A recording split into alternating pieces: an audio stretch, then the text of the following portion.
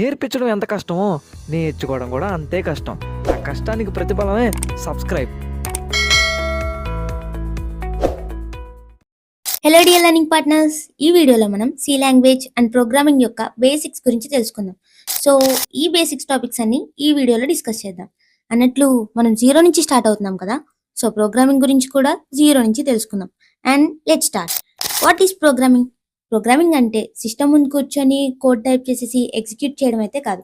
ఒక సోర్స్ కోడ్ని డిజైన్ చేయడం and writing A code, testing A code and also maintaining the source code. ఈ tasks అన్ని perform చేయడమే programming.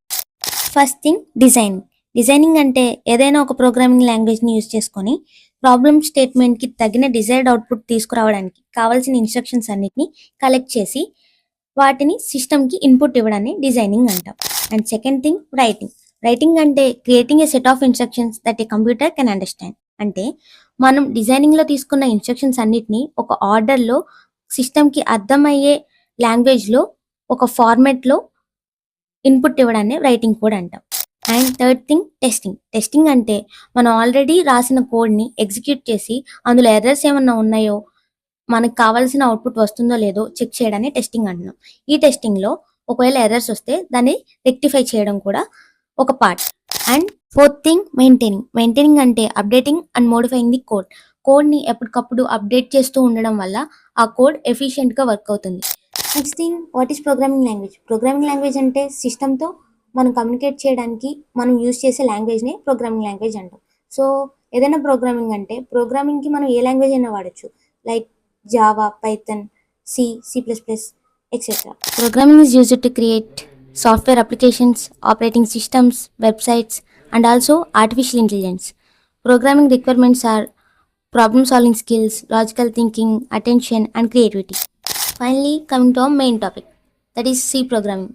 Introduction to C programming language. What is C? C is a high performance general purpose programming language because it is also called as mother of all programming languages. ఇది mother of all programming languages అని ఎందుకు పిలుస్తున్నామంటే, programming language నేర్చుకోవాలన్నా మనకు కావాల్సిన basics C నుంచే start అవుతాయి. So అందుకే దీన్ని mother of all programming languages అని కూడా పిలుస్తారు. సి ప్రోగ్రామింగ్ లాంగ్వేజ్ని డెనిస్ రిచీ 1970s డెవలప్ చేశారు.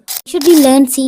ఎందుకంటే సి ఫౌండేషనల్ లాంగ్వేజ్ కాబట్టి. ఫౌండేషనల్ లాంగ్వేజ్ అని మనం ఎందుకు అంటున్నామంటే, as we discuss before, C is also known as mother of all programming languages. Mother of all programming language అనే ట్యాగ్ సికే ఎందుకు ఇచ్చామంటే ఏ ప్రోగ్రామింగ్ లాంగ్వేజ్కైనా ఆ ఫౌండేషన్స్ అనేవి సిలో మాత్రమే మనం నేర్చుకుంటాం, అది కూడా కంప్లీట్గా. సో బేసిక్ ఫౌండేషన్ అనేది సితోనే స్టార్ట్ అవుతుంది, అందుకని ఫౌండేషనల్ లాంగ్వేజ్ అని అంటాం. ఇకపోతే కెరీర్ ఆపర్చునిటీస్. మార్కెటింగ్ సెగ్మెంట్లో అలాగే సిస్టమ్ ప్రోగ్రామింగ్లో సికి చాలా డిమాండ్ ఉంది. And builds problem solving skills. అంటే ఏ ప్రాబ్లం ఇచ్చినా దానికి తగిన అవుట్పుట్ని తీసుకురావడానికి, ఆ ప్రాబ్లమ్ని సాల్వ్ చేయడానికి మనకు కావాల్సిన లాజికల్ థింకింగ్ అనే స్కిల్ని మనలో డెవలప్ చేస్తుంది. Hello world program. Hello world program అంటే ఏదైనా ఒక స్టేట్మెంట్ మన ప్రోగ్రాంలో ఎలా అయితే టైప్ చేసామో అవుట్పుట్లో మనకు అలాగే డిస్ప్లే అవ్వాలంటే మనం ఆ ప్రోగ్రామ్ని ఎలా డిజైన్ చేయాలి, ఆ ప్రోగ్రామ్ని ఎలా రాయాలని మనం ఇందులో నేర్చుకుందాం. సో ఏ ప్రోగ్రామ్ అయినా సిలో ఈ #include stdio.h అనే హెడర్ ఫైల్తో స్టార్ట్ అవుతుంది. ఈ హెడర్ ఫైల్ వల్ల యూజ్ ఏంటంటే, ఇది ఒక ప్రీ డిఫైన్డ్ కోడ్. అంటే ఈ ప్రోగ్రామ్ ఈ పర్టికులర్ ఎన్విరాన్మెంట్లో రన్ అవ్వడానికి ఆల్రెడీ కొంతమంది ఆ ప్రోగ్రామ్ మొత్తాన్ని ఎగ్జిక్యూట్ చేసి ఒక లైబ్రరీలో స్టోర్ చేసి ఉంచుతారు. సో అలా స్టోర్ చేసిన దాన్ని మనం ఈ హెడర్ ఫైల్ని యూజ్ చేసుకొని మన ప్రోగ్రాంలో ఇంక్లూడ్ చేసుకుంటాం. సో దాన్నే స్టాండర్డ్ లైబ్రరీ ఫంక్షన్ అంటారు. దాన్నే stdio.h అని షార్ట్కట్లో మనం పిలుస్తాం. సో దాన్ని మన ప్రోగ్రాంలో ఇంక్లూడ్ చేస్తున్నాం కాబట్టి #include అనే కీవర్డ్స్ని మనం వాడుతున్నాం. ఈ ఇంటి మెయిన్ దగ్గర నుంచి మెయిన్ ఫంక్షన్ అనేది స్టార్ట్ అవుతుందంటే మెయిన్ ప్రోగ్రామ్ స్టార్ట్ అవుతుందని అర్థం. మనం ఇక్కడ తీసుకురావాల్సిన అవుట్పుట్ ఏంటి? Hello world. హెలో వరల్డ్ అనేది యాస్టిస్ అవుట్పుట్లో మనకు డిస్ప్లే అవ్వాలి. సో ప్రింట్ఎఫ్ అని కానీ, పుట్స్ అని కానీ, fprintf అని కానీ, రైట్ కానీ ఈ ఫంక్షన్ని యూజ్ చేసుకొని మనం ఏదైనా స్టేట్మెంట్ ఆ double quotations, open and closed brackets మధ్యలో అండ్ డబుల్ కొటేషన్స్ని యూజ్ చేసి, డబుల్ కొటేషన్స్ రెండింటి మధ్యలో ఏ స్టేట్మెంట్ని రాసినా మనం ఎలా అయితే టైప్ చేస్తామో అవుట్పుట్లో మనకి అలాగే డిస్ప్లే అవుతుంది. సో ఇంక్లూడింగ్ స్పేసెస్ మనం ఎలా అయితే టైప్ చేస్తామో అలాగే వస్తుంది. సో జస్ట్ ఆ వర్డింగ్ మాత్రమే మారుతుంది. ప్రింట్ఎఫ్ అయినా రాయొచ్చు, పుట్స్ అయినా రాయొచ్చు, fprintf అయినా రాయొచ్చు అండ్ రైట్ అన్నా రాయొచ్చు.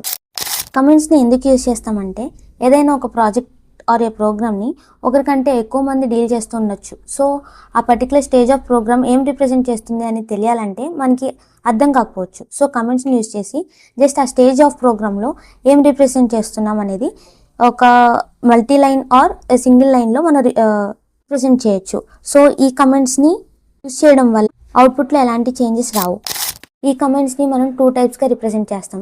Single line comments and multi line comments. Single line కమెంట్స్ని డబుల్ స్లాష్తో రిప్రజెంట్ చేస్తాం అండ్ మల్టీ లైన్ కమెంట్స్ని స్లాష్ అండ్ స్టార్తో స్టార్ట్ చేసి స్టార్ అండ్ స్లాష్తో ఎండ్ చేస్తాం.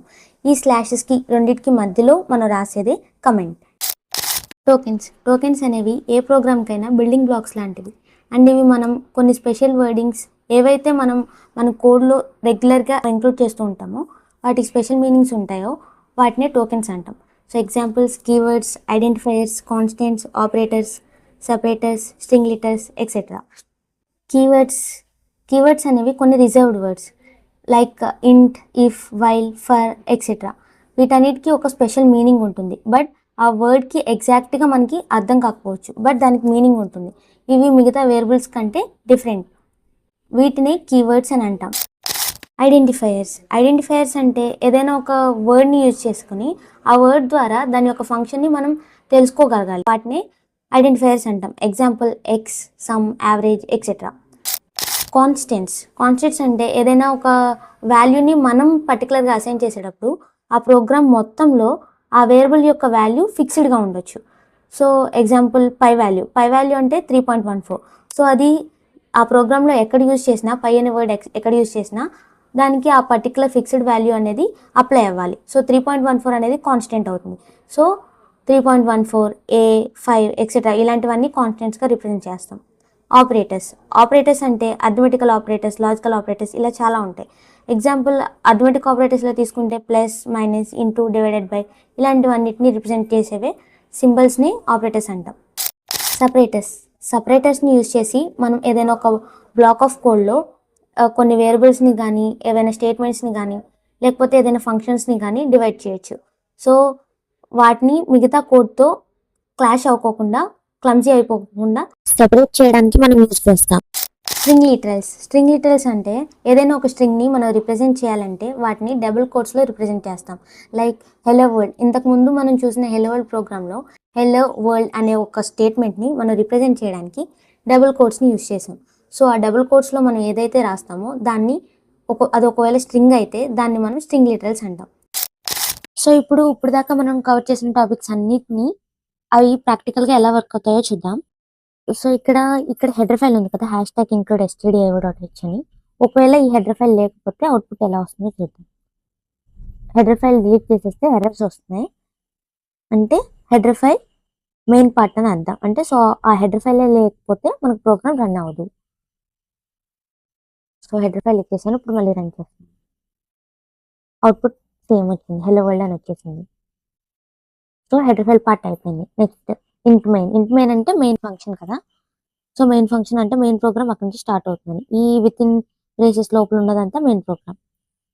సో ఇది కమెంట్ కదా, స్లాష్ అండ్ స్టార్తో రిప్రజెంట్ చేసాం. అంటే ఇది మల్టీలైన్ కమెంట్. ఈ మల్టీలైన్ కమెంట్ ఒకవేళ డబుల్ స్లాష్ ఇచ్చి సింగిల్ లైన్ కమెంట్ని రిప్రజెంట్ చేసినట్టు చేస్తే ఏమవుతుందో చూద్దాం.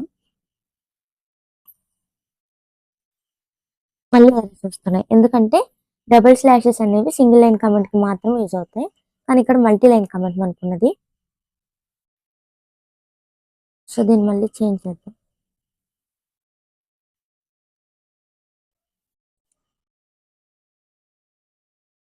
ఇప్పుడు single line comment and double slash కూడా ఇచ్చున్నాను కాబట్టి హెలో వరల్డ్ అని యాస్టీజ్ వచ్చింది.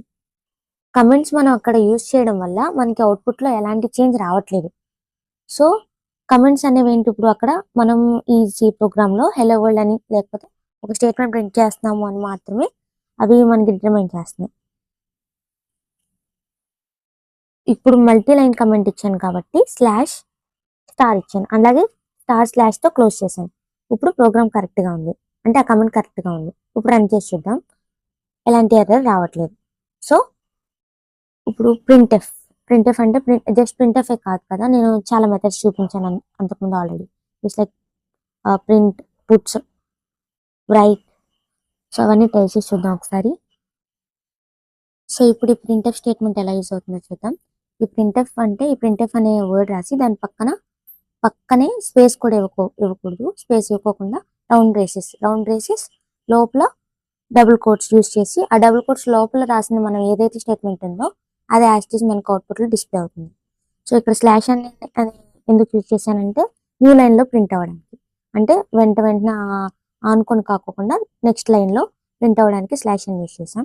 సో ప్రింట్ కాకుండా పుట్స్ అండ్ ప్రింట్ఎఫ్ కూడా యూజ్ చేసి చూద్దాం ఒకసారి ఎలా వర్క్ అవుతుందో చూద్దాం. సో హెలో వరల్డ్ ప్రింట్ అయింది, హాయ్ ప్రింట్ అయింది, హెలో అని కూడా ప్రింట్ అయింది. సో ఈ ఫంక్షన్స్లో ఏ ఫంక్షన్ యూజ్ చేసినా సరే మనకి సేమ్ అలాగే మనం కావాలనుకున్న స్టేట్మెంట్ ప్రింట్ అవుతుంది. ఇక్కడ నేను స్లాష్ అని తీసేసాను.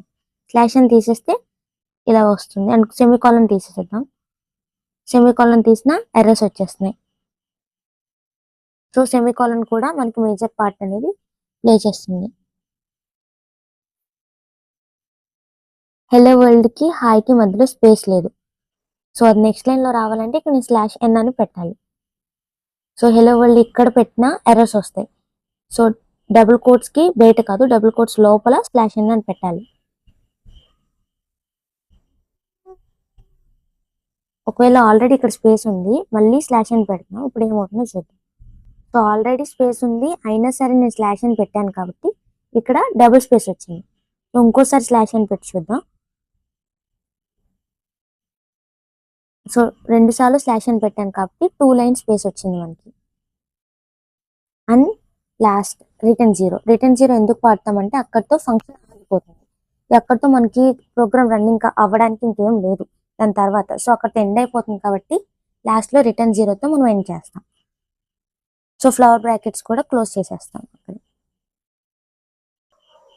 And that's all for our basic first session in C. And stay tuned for more updates and subscribe to RN Tech Tuts.